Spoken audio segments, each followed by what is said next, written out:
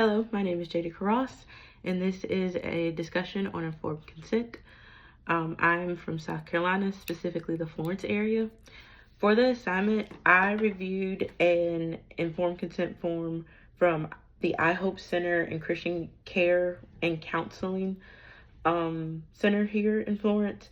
Specifically, the individual that I reviewed is an LPCA, meaning that they are a licensed professional counselor associate.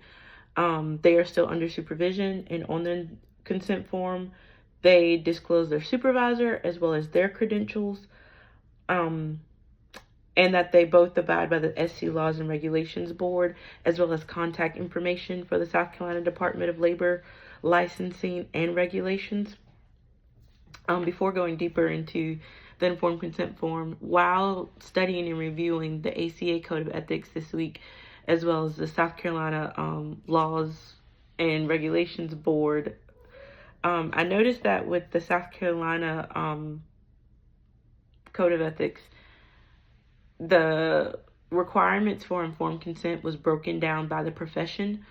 The professions went into professional counselors, addiction counselors, marriage and family counselors, with disclosures as the requirements and the parameters surrounding informed consent and what should be included in those informed consent forms, as well as expectations for the counselor relationship, limits of confidentiality, and expectations for the overall process of counseling. Going back to the informed consent form, the individual that I reviewed, this is a Christian-based counseling facility. He disclosed the method of counseling is based in biblical principles, while giving a Christian worldview. He also disclosed the member. He's a member of the American Association of Christian Counselors, and just sharing about his beliefs. But he also shares that there is opportunity to work with clients that do not share his belief, and then the different types of therapeutic techniques that he works with.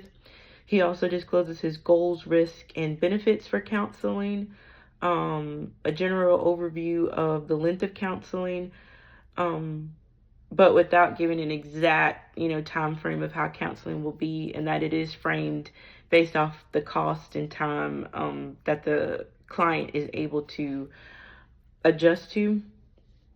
And then he gives a disclosure of the confidentiality and rights to privacy, coming from the SC Law Section 40-75-190, which is given a clear description of the limitations to confidentiality, if he would have to report criminal activity, signs of abuse and neglect, domestic disputes.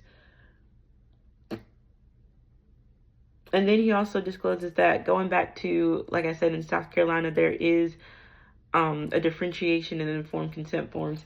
There is a mention of marriage and family counseling and the limits of confidentiality within that.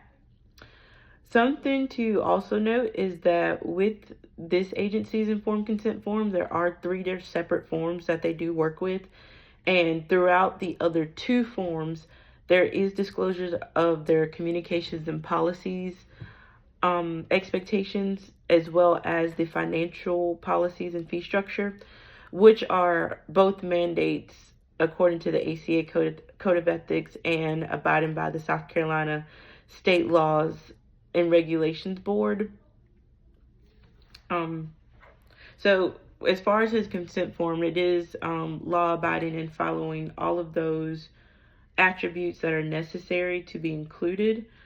In reviewing other sources, I found that Darby and Winstock 2018 noted that informed consent is very important for client disclosure, and that clients should really be aware of the services that they will be receiving, and just have an idea of those expectations.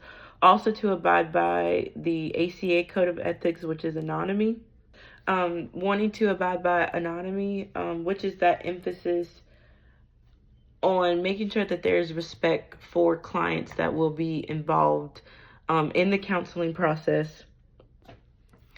Along with Darby and Winstock, something that I also would like to further understand is, and this was argued from Darby and Winstock, what are the limitations to informed consent regarding the different counseling professions